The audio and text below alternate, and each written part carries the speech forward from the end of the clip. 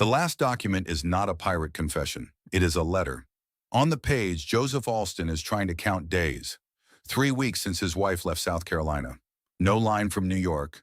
No report from a port. Only rumors of a gale off Cape Hatteras at the beginning of January.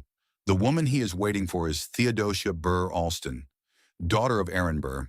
The vessel is the Patriot, a pilot boat-built schooner that had been privateering in the War of 1812 and was now trying to get north to New York. The usual story asks, what strange thing happened to the Patriot? That is the wrong first question. This is not a story about proving which legend is true.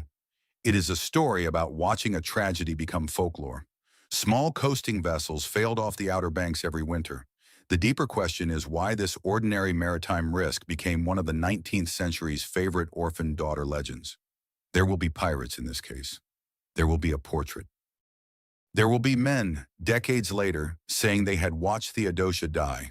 But those stories arrive after the ship is already gone. Before it became a legend, it was a family logistics problem. Aaron Burr had returned to New York after years abroad. Theodosia was in South Carolina, ill, grieving, and determined to see him. Her son had died on June 30th, 1812. In August, she wrote to her father that she wished to see him and would leave as soon as possible, though she could not go alone by land. That letter matters because it turns the voyage back into a decision. Theodosia was not taking passage because the sea was romantic. She was taking passage because land travel was difficult, her health was weak, and the person she most wanted to reach was in New York. Aaron Burr sent Dr. Timothy Green south to attend her. On December 7th, Green wrote from Charleston that he had gone to Columbia and told Joseph Alston that Theodosia required medical attention on the voyage. On December 22nd, he wrote again from Georgetown. He had found passage in a pilot boat that had been out privateering and was refitting merely to get to New York.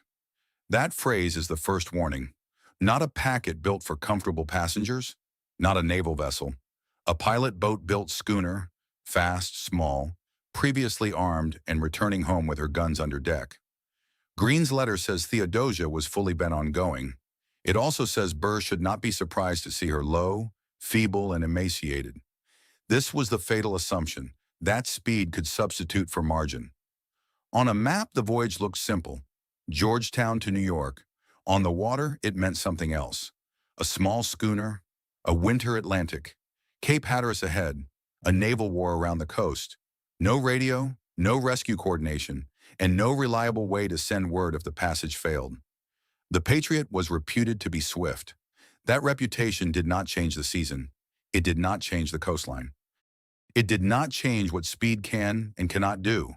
A fast vessel can shorten exposure if conditions cooperate. It cannot make a December coast into a safe road. In plain terms, the plan gave the voyage one main protection: get there before the risk matured. That is a reasonable plan for a letter. It is a weak plan for a winter sea. Theodosia's August letter had already shown why the sea option was tempting. She told Burr she could not go alone by land. Her husband's obligations delayed him.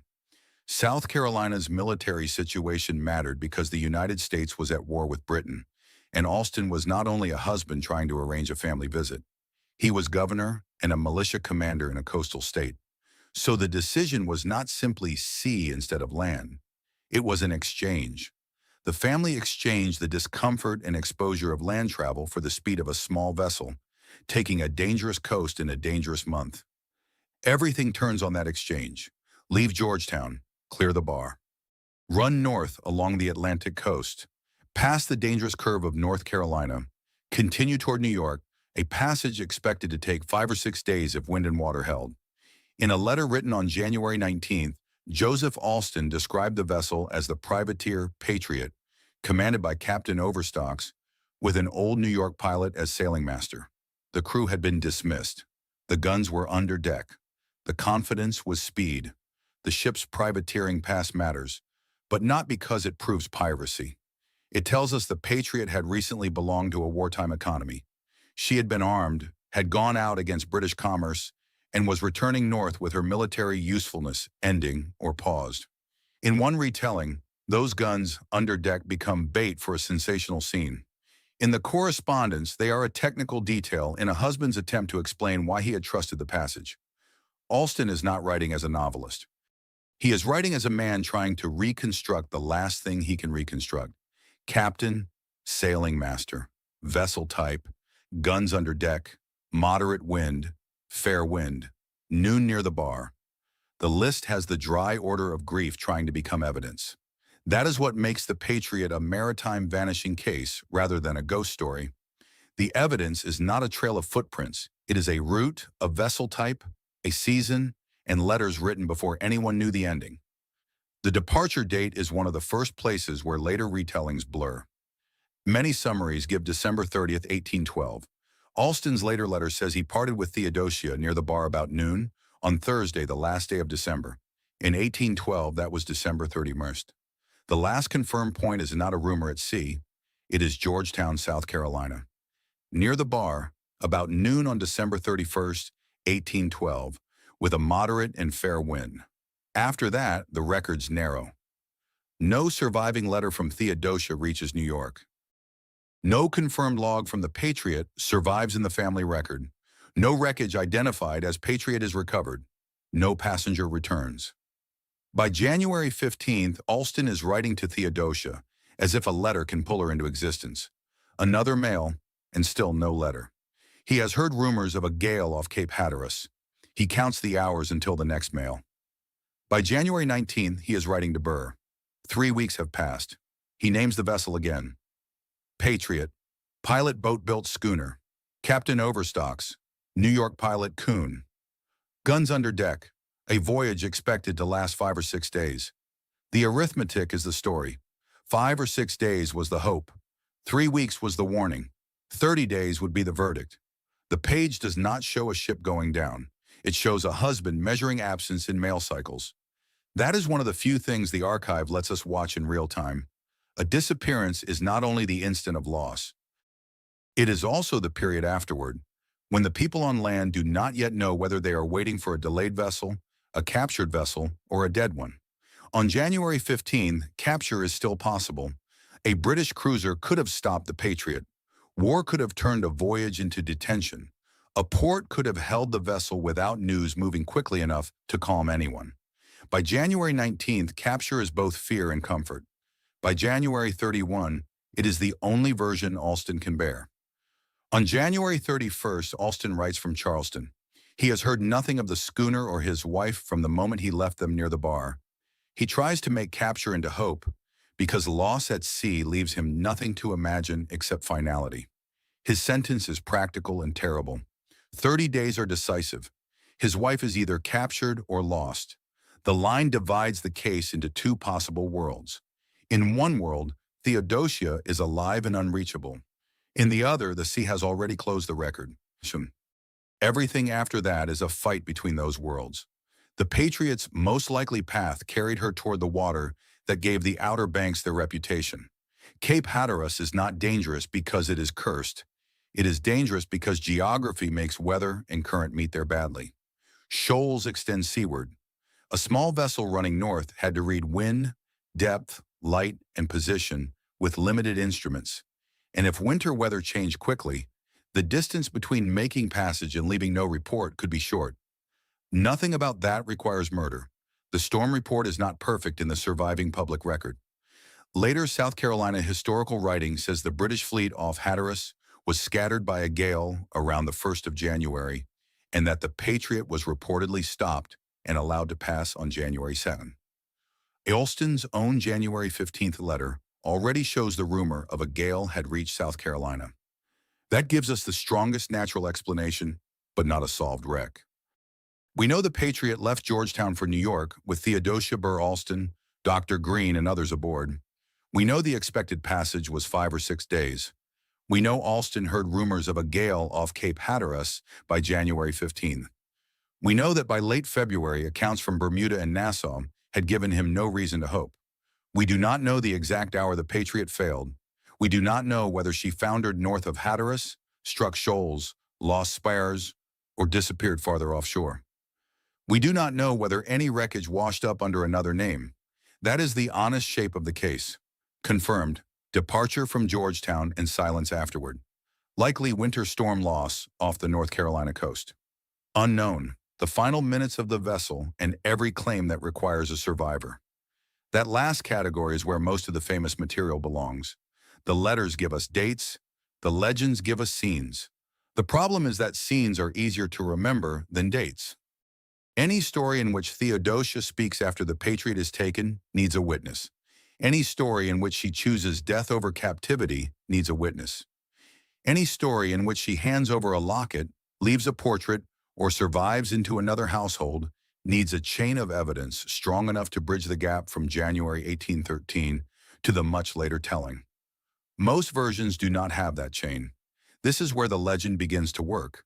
A clean storm explanation is too quiet for a famous daughter. It does not give Aaron Burr a last scene. It does not give Theodosia a final speech. It does not give the 19th century reader a villain. So the case was supplied with villains. The first family record does not need pirates to explain the loss. Matthew Davis, editing Burr's papers in the 1830s, says the pirate reports were idle rumors and exaggerated tales, probably without foundation. His wording is not neutral. He is Burr's editor and friend. But he is close to the correspondence, and the correspondence is full of weather, delay, and fear. It is not full of verified pirate intelligence. I read the Alston letters as documents written before the legend had a plot. The plot comes later.